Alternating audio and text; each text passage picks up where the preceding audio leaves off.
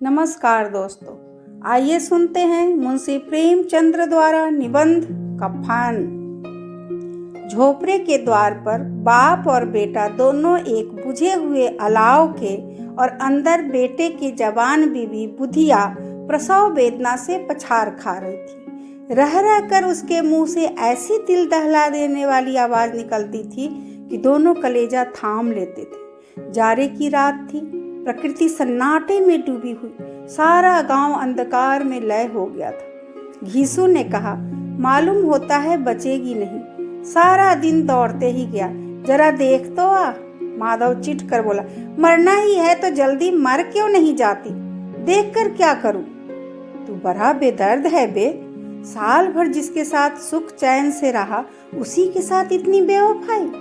तो मुझसे तो उसका तरपना और हाथ पांव पटकना देखा नहीं जाता। चमारों का कुनबा था और सारे गांव में बदनाम। घीसू एक दिन काम करता था तो 3 दिन आराम करता।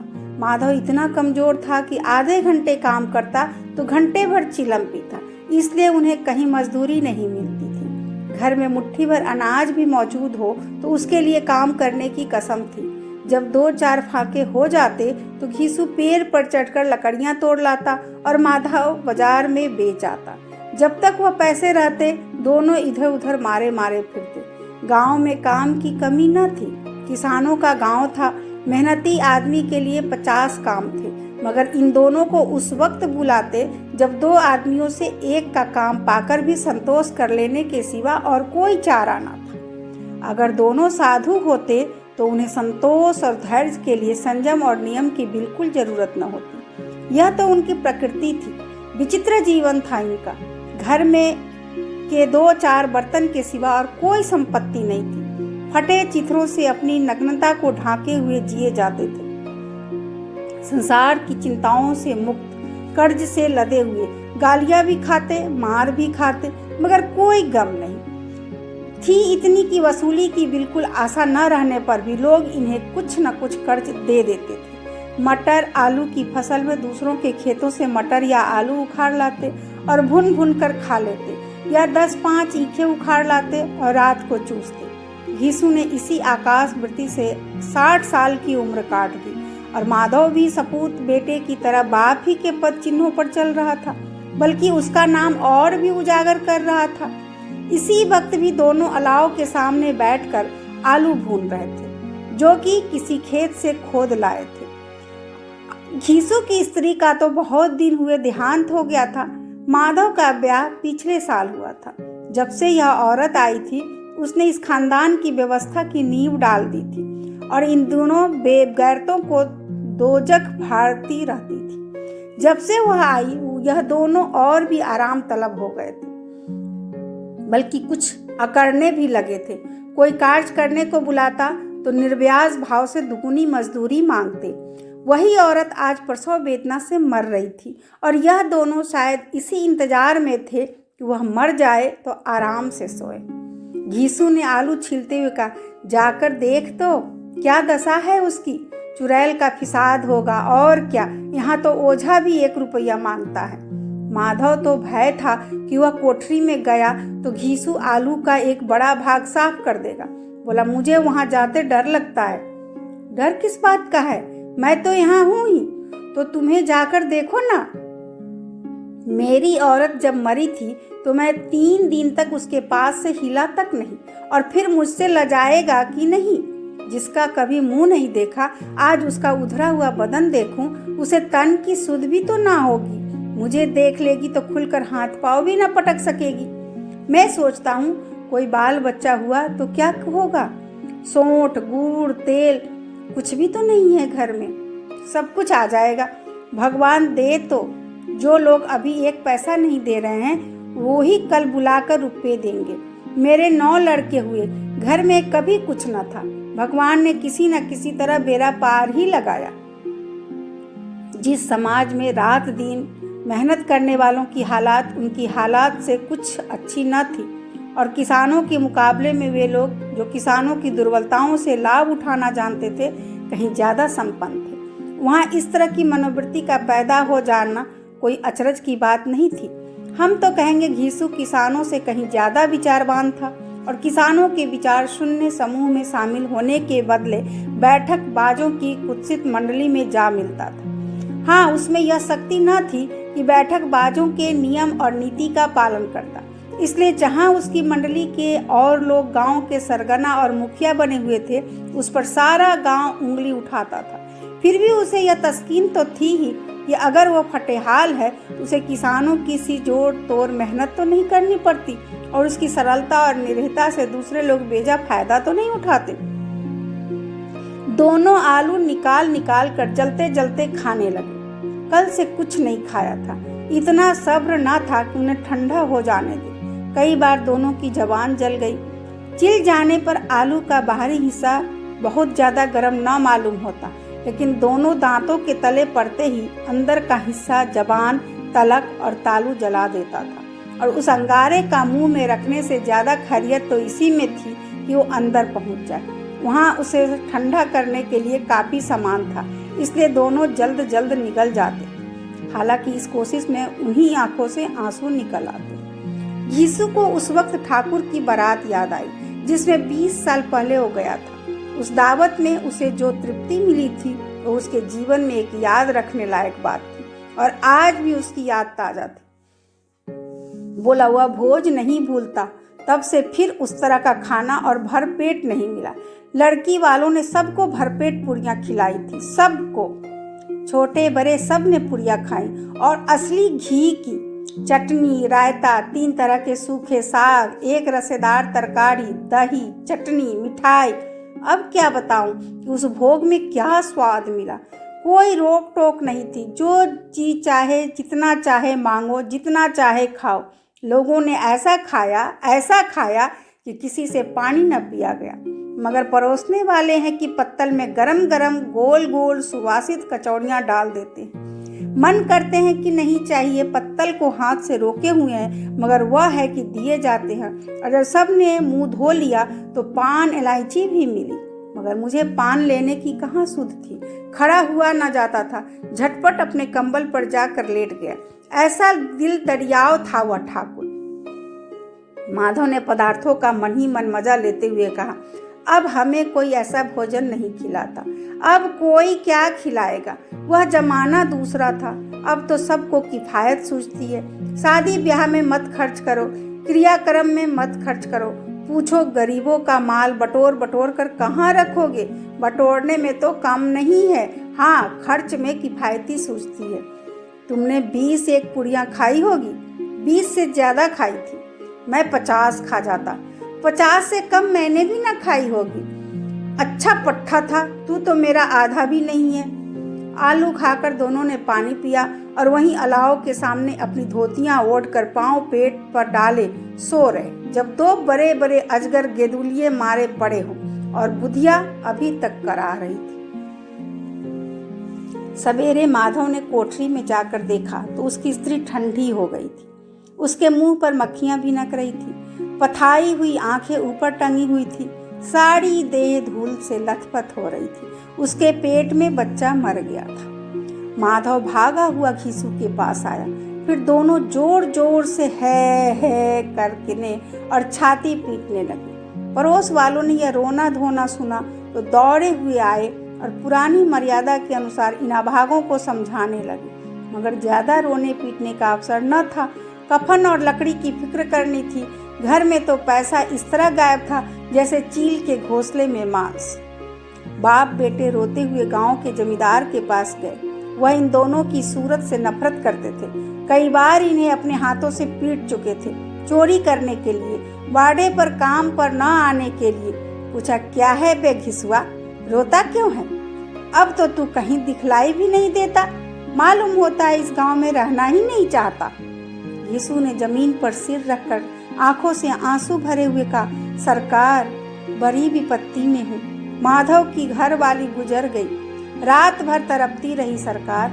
हम दोनों उसके सिरहाने बैठे रहे, दवा दारू जो कुछ हो सका सब कुछ किया, पर वो हमें दगा दे गई। अब कोई एक रोटी देने वाला भी न रहा मालिक, तबाह हो गए, घर उजड़ गया। आपका गुलाम हूँ, आपके सिवा कौन उसकी मिट्टी पार लगाएगा। हमारे हाथ में जो कुछ था वह सब तो दवा दारू में उठ गया। सरकार ही कर दिया होगा जो उसकी मिट्टी होगी। आपके सिवा किसके द्वार पर जाऊं। जमींदार साहब दयालु थे, मगर घीसू पर दया करना काले कंबल पर रंग चढ़ाना था। जी में तो आया, कह दे चल दूर हो यहाँ से। यूं तो बुलाने से तो नहीं आता, आज जब गरज पड़ी तो आकर खुशामद कर रहा है, हरामखोर कहीं का बदमाश। लेकिन यह क्रोध या दंड का अवसर ना था। जी में कूदते हुए 2 रुपये निकाल कर फेंक दिए, मगर सांत्वना का एक शब्द भी मुंह से न निकला। उसकी तरफ ताका तक नहीं, जैसे सिर के बोझ उतारा हो। जब जमींदार साहब ने 2 रुपये दिए तो गांव के बनिए महाजनों को इनकार का साहस कैसे होता। घीसू जमादार का ढिंढोरा भी पीटना जानता था। किसी ने 2 आने दिए, किसी ने 4 आने। 1 घंटे में घीसू और माधव बाजार से कफन लाने चले गए। इधर लोग बांस बांस काटने लगे। गांव की नरम दिल स्त्रियां आ आकर लाशें देखती थी और उसकी बेबसी पर 2 बूंद आंसू गिराकर चली जाती थी। बाजार में पहुंचकर घीसू बोला, लकड़ी तो उसे जलाने भर की मिल गई है, क्यों माधव? माधव बोला, हाँ लकड़ी तो बहुत है, अब कफन चाहिए। तो चलो कोई हल्का सा कफन ले ले। हाँ और क्या, लाश उठते उठते रात हो जाएगी, रात को कफन कौन देखता है। कैसा बुरा रिवाज है कि जिसे जीते जी तन झांकने को चिथरा भी ना मिले, उसे मरने पर नया कफन चाहिए। कफन लाश के साथ जल ही तो जाता है, क्या रखा रहता है। यही 5 रुपये पहले मिलते तो कुछ दवा दारू कर लेते। दोनों एक दूसरे के मन की बात तार रहे थे। बाजार में इधर उधर घूमते रहे, कभी इस बाजार की दुकान पर गए, कभी उस दुकान पर। तरह तरह के कपड़े, रेशमी और सूती देखे, मगर कुछ जचा नहीं। यहाँ तक कि शाम हो गई, जब दोनों न जाने किस दैवी प्रेरणा से एक मधुशाला के सामने जा पहुंचे और जैसे पूर्व निश्चित असमंजस में खड़े रहे। फिर घीसू ने गड्डी के सामने जाकर कहा, साहू जी 1 बोतल हमें भी देना। उसके बाद कुछ चखौना आया, तली हुई मछली आई और बरामदे में बैठकर शांति पूर्वक पीने लगे। कई कुंजियां ताबड़तोड़ पीने के बाद सुरूर में आ गए। घीसू बोला, कफन लगाने से क्या मिलता, आखिर जल ही तो जाता, कुछ बहू के साथ तो न जाता।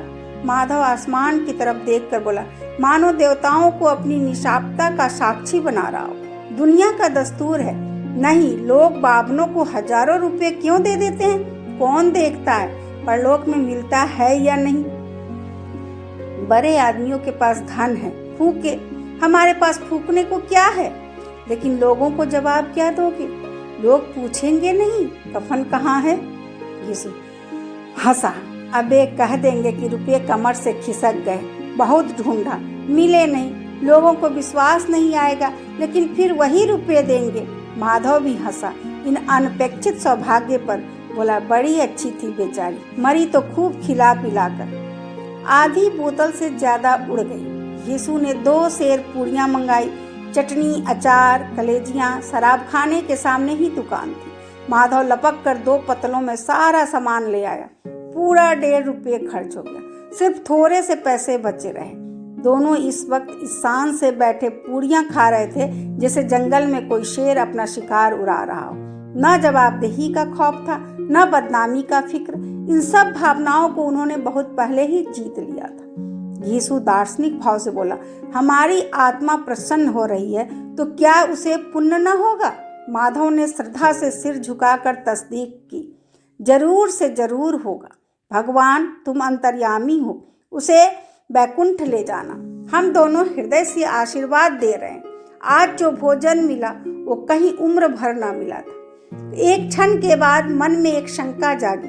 बोला, क्यों दादा, हम लोग भी एक न एक दिन वहीं जाएंगे ही। घीसू ने इस भोले भाले सवाल का कुछ उत्तर ना दिया। वह परलोक की बातें सोचकर इस आनंद में बाधा न डालना चाहता था। जो वहां हम लोगों से पूछे कि तुमने हमें कफन क्यों नहीं दिया तो क्या कहेंगे? कहेंगे तुम्हारा सिर। पूछेगी तो जरूर। तू कैसे जानता है कि उसे कफन न मिलेगा? तू मुझे गधा समझता है। 60 साल क्या दुनिया में घास खोदता रहा हूँ? उसको कफन मिलेगा और बहुत अच्छा मिलेगा। माधव को विश्वास न आया। बोला, कौन देगा? रुपये तो तुमने चट कर दिए, वह तो मुझसे पूछेगी, उसकी मांग में तो सिंदूर मैंने डाला था। घीसू गर्म होकर बोला, मैं कहता हूँ उसे कफन मिलेगा, तू मानता क्यों नहीं? कौन देगा, बताते क्यों नहीं? वही लोग देंगे जिन्होंने अब की दिया। हाँ, अब की रुपये हमारे हाथ ना आएंगे। ज्यों-ज्यों अंधेरा बढ़ता था और सितारों की चमक तेज होती थी, मधुशाला की रौनक भी बढ़ती जाती थी। कोई गाता था, डींग मारता था, कोई अपने संगी के गले लिपट जाता था, कोई अपने दोस्त के मुंह में कुल्हड़ लगाए देता था। वहाँ के वातावरण में सुरूर था, हवा में नशा। कितने तो यहाँ आकर एक चुल्लू में मस्त हो जाते थे। शराब से ज्यादा यहाँ की हवा उन पर नशा करती थी। जीवन की बाधाएं यहाँ खींच लाती थी और कुछ देर के लिए यह भूल जाते थे कि वे जीते हैं कि मरते हैं, या न जीते हैं न मरते हैं। और यह दोनों बाप बेटे अब भी मजे ले लेकर चुस्कियां ले रहे थे। सबकी निगाहें इनकी ओर जमी हुई थी। दोनों कितने भाग्य के बली हैं, पूरी बोतल बीच है। भरपेट खाकर माधव ने बची हुई पूरियों का पत्तल उठाकर एक भिखारी को दे दिया, जो खरा इनकी ओर भूखी आंखों से देख रहा था और देने के गौरव, आनंद और उल्लास का अपना जीवन में पहली बार अनुभव किया। घीसू ने कहा, ले जा, खूब खा और आशीर्वाद दे।